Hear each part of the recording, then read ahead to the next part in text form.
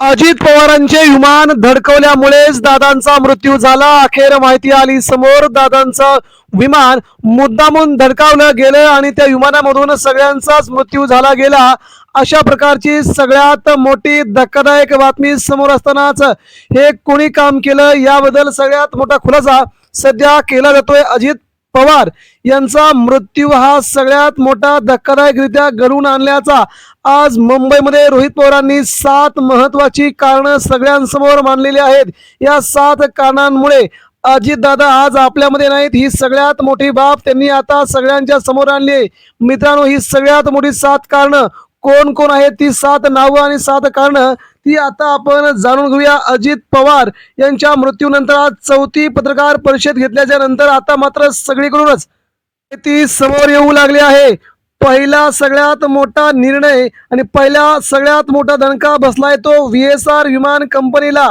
मित्रांनो, VSR विमान कंपनीने हे विमान तिथल्या पायलटने मुद्दामून धडकवल्याची सगळ्यात मोठी धक्कादायक बाब आता समोर आली आहे। हे विमान मुद्दामून विमान खाली पाडलं आणि ते विमान पाडल्यामुळे दादांचा मृत्यू झाल्याचा पहिला ठोस पुरावा रोहित पवार यांनी सगळ्यांच्या समोर मांडला।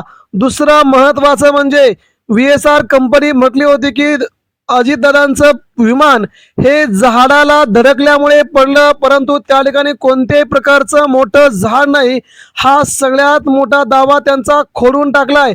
आणि या दाव्यामुळे सध्या रोहित पवारांनी थेट कंपनीला जबाबदार धरलंय आणि ही सगळ्यात मोठी खळबळ त्यांनी आता उडवून दिली आहे। त्यानंतर तिसरा महत्वाचा आरोप त्यांनी करत असतानाच त्यांनी 5 नावं सध्या समोर आणली आहेत।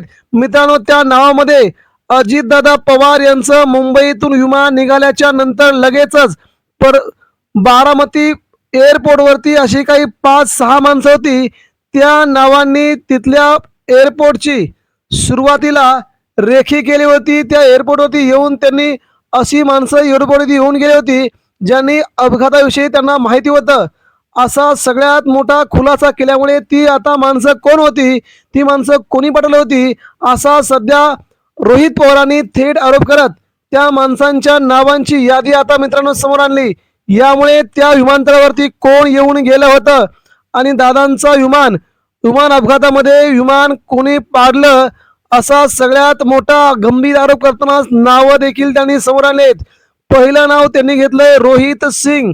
VSR कंपनीचा मालक रोहित सिंग याच्यावरती गुन्हा दाखल करून त्याच्यावरती FIR दाखल करा।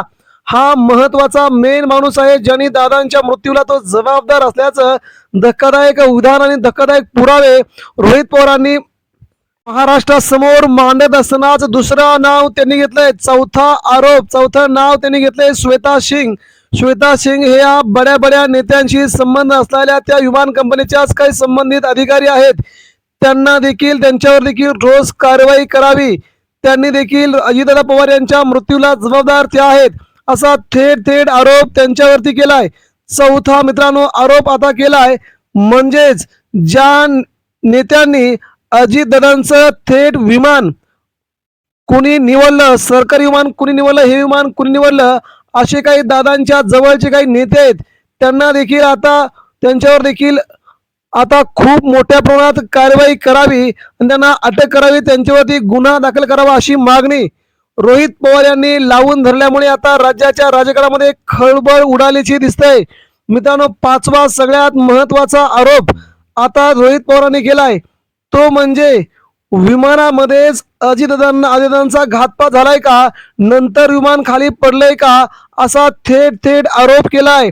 कारण की विमानाच्या मध्ये सगळे जे कर्मचारी होते त्यांचे मृतदेह एका बाजूला, दादांचा मृतदेह एका बाजूला आणि तो एकदम फुगलेला मृतदेह।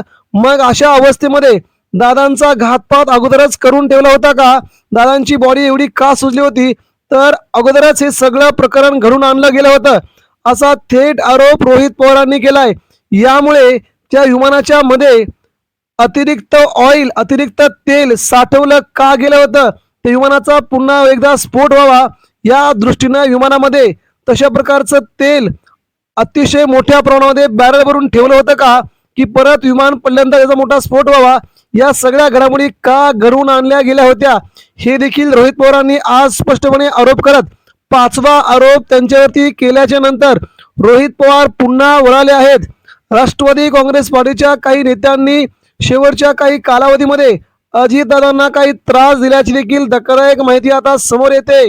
कारण की दोन्ही राष्ट्रवादी काँग्रेस पार्टीचं विलीनीकरण करायचं होतं, मात्र काही नेत्यांनी त्याला विरोध केला होता. दादा देखील त्यांना कुठेही सोबत घेऊन जात नव्हते. अशा नेत्यांना मी आता उघड्यावरती पाडणार असं देखील महत्वाचं विधान सध्या समोर येत आहे. यामुळे या 7 आरोपांसह रोहित पवार आता प्रचंड आक्रमक झाले असून त्यांनी आता सगळ्यांनाच जेरबंद करण्याची भाषा केली आहे.